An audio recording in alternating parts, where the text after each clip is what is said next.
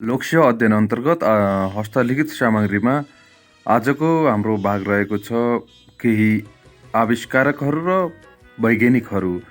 विज्ञान र प्रविधि खण्ड अन्तर्गत छौँ हामी। देख्न सक्नुहुन्छ फादर अफ साइन्स भनेर अल्बर्ट आइन्स्टाइनलाई चिनिन्छ। Father of physics Isaac Newton.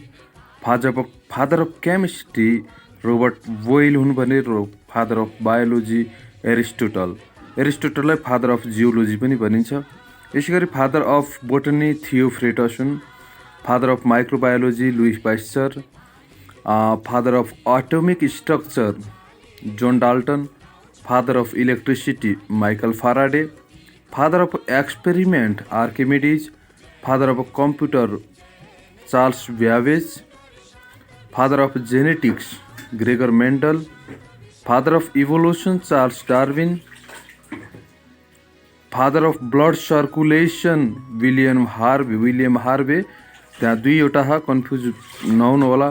Father of blood group भनेर ल्यान्ड स्टिग्नरलाई चिनिन्छ भने फादर अफ ब्लड सर्कुलेसन भनेर विलियम हार्वेलाई चिनिन्छ।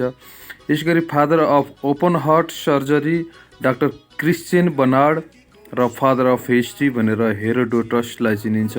यहाँ हेरोडोटर भएको रहेछ, हेरोडोटस हो। सुरुमा आर्किमिडिजतिर जाउँ हामी। आर्किमिडिजको जन्म ईसा पूर्व 287 भएको थियो अनि मृत्यु 212 ग्रीसमै भएको थियो। आर्किमिडिजलाई प्रिन्स अफ एक्सपेरिमेन्ट पनि भनिन्छ। उत्तोलक, घिर्नी, पेज तथा वाटर स्क्रु जस्ता साधनको प्रतिपादन गरेका, पाई इक्वल 22/7 को अवधारणा ल्याएका, ऊर्ध्वचाप र प्लवनको नियमका प्रतिपादक उनको एउटा चर्चित भनाइ छ, give me a place to stand on I will move the earth. यसै गरी निकोलस कोपर्निकसका रहेका छन्। उनले अर्थ सेन्ट्रिक थियोरीलाई हेलियोसेन्ट्रिक थियोरीमा दाबी गरेकै हुन्। सन् 1473मा जन्म भएको थियो भने 1543मा मृत्यु भएको थियो। उनी पोल्यान्डको वैज्ञानिक हुन्। त्यसपछि निकोलस कोपर्निकसलाई साथ दिनको लागि गिरान्डिनो ब्रुनो आएका थिए। सन् 1544मा जन्म भएको थियो भने 1600मा उनको मृत्यु भएको थियो इटालीमा। निकोलसको सिद्धान्त दाबी गरेको कारण उनलाई जिउँदो जलाएको थियो र उनलाई पहिलो वैज्ञानिक शहीद पनि भनिन्छ। निकोलसको सिद्धान्त प्रचार गरेको मुख्य अभियोगमा उनलाई मारिएको थियो।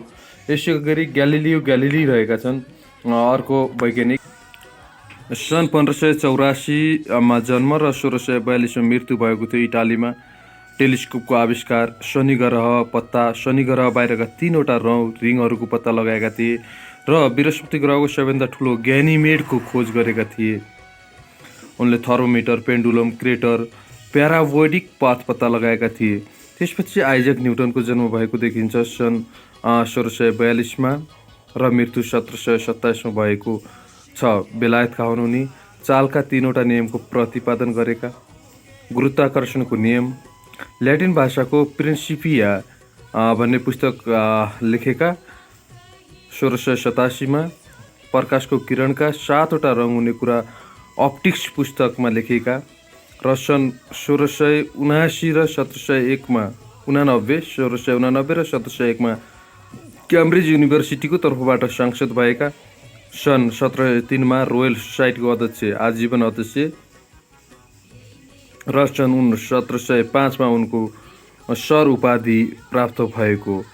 अर्को परमाणु संरचना र अपूर्ण चापको सिद्धान्त जोन डाल्टनले गरेका हुन् भने जोन डाल्टनको जन्म इङ्ल्यान्डमा 1766मा भएको र मृत्यु 1844मा भएको थियो। यसै गरी माइकल फ्याराडेको जन्म इङ्ल्यान्डमा भएको थियो 1791 र मृत्यु 1867मा भएको थियो। माइकल फ्याराडेलाई फादर अफ इलेक्ट्रिसिटी र प्रिन्स अफ एक्सपेरिमेन्ट पनि भनिन्छ। उनले चुम्बकबाट विद्युत बनाएका थिए र जेनेरेटर, पानी तान्ने पम्प, क्लोरिन ग्यास र बेन्जिन जस्ता ग्यासहरू पनि पत्ता लगाएका थिए। त्यसगरी चार्ल्स डार्विनको जन्म इङ्ल्यान्डमा भएको थियो 1809 र मृत्यु 1882मा भएको थियो। बेगल नामक पानी जहाजमा ग्यालापागोस टापुमा गएर फिन्च चराको अध्ययन गरेका। 1859मा द ओरिजिन अफ स्पाइसिस नामक पुस्तक निकालेका र उनले बाँच्नको लागि सङ्घर्ष, सक्षम मात्र बाँच्न सक्ने र प्राकृतिक छनौटको आधारमा मान्छे अथवा जीवजन्तुहरू बाँच्ने कुरा पत्ता लगाएका थिए र डार्विनका सहपाठी अल्फ्रेड रसेल वासेल हुन्। यसै गरी लुई पास्चरको जन्म 1822मा भएको थियो भने मृत्यु 1895मा फ्रान्समा भएको थियो। उनले घाउ किन पाक्छ भन्ने कुराको खोज गरेका थिए र अन्तिममा घाउ जमका कारणले ब्याक्टेरियाको कारणले घाउ पाक्ने कुरा पत्ता लगाए र जो जम थ्योरीमा देख्न सकिन्छ। ब्याक्टेरिया मार्ने विधि पास्चराइजेसन विधि निकाले। रेबिज घुसी र क्षयरोगको औषधि पनि उनले नै पत्ता लगाए। अर्को वैज्ञानिक अल्फ्रेड वन हार्ट नोबेल रहेका छन् र स्विडेनमा जन्मिएका 1833 र मृत्यु 1896मा भएको डाइनामाइटको आविष्कार नोबेल पुरस्कारको स्थापना उनैले गरेका। नोबेल पुरस्कारको स्थापना 1896मा गरेका, तर उनको मृत्यु भइसकेपछि मात्र 1901बाट नोबेल पुरस्कार वितरण गर्न थालिएको।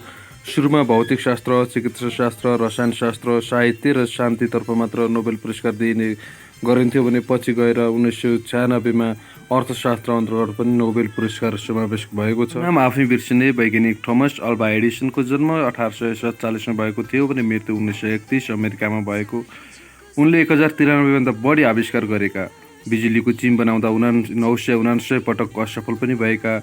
पछि गएर चलचित्र क्यामेरा, प्रोजेक्टर, लाउड स्पिकर, मेमोग्राफ, मतगणना यन्त्र आदि प्रमुख आविष्कारहरू गरेका।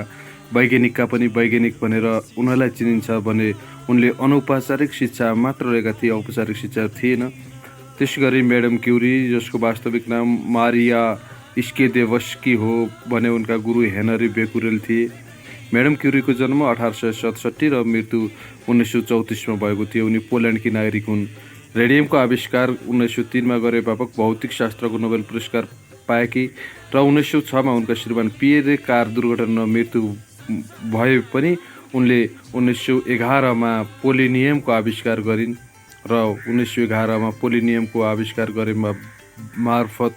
गरे बापत उनलाई रसायनशास्त्रको नोबेल पुरस्कार दिइएको र छोरी आइरेन क्युरी र ज्वाइँ फ्रेडरिक जुलियटले 1935मा रसायनशास्त्रको नोबेल पुरस्कार पाएका। एक्सरेको रेडियोग्राफी नामक यन्त्र पत्ता लगाएर। त्यसपछि अल्बर्ट आइन्स्टाइन रहेका छन्। 1869मा उनको जन्म भएको थियो भने 1955मा मरिएका। उनी जर्मनका वैज्ञानिक हुन्। 3वटा देशका नागरिकता प्राप्त, जर्मनी, इजरायल र अमेरिका। उनले E=mc² तथा सापेक्षवादको सिद्धान्त पत्ता लगाएका। फोटो इलेक्ट्रिक इफेक्ट मार्फत 1921को भौतिकशास्त्र अन्तर्गत नोबेल पुरस्कार पाएका र इजरायलको राष्ट्रपति हुन अस्वीकार गरेका। उनको दिमागलाई अमेरिकाको प्रिन्सटन हस्पिटलमा सुरक्षित राखिएको छ। र अर्को आजको लागि हाम्रो लास्ट रहेका छन् स्टेफन हकिङ। 1942मा जन्मेर 2018मा इङ्ल्यान्डमा मरेका। पक्षघातको बिरामी, ब्ल्याक होल पत्ता लगाएका। उनलाई छोरी लुसीले जीवनभर साथ दिएको कुरा पनि उल्लेख गरिएको छ।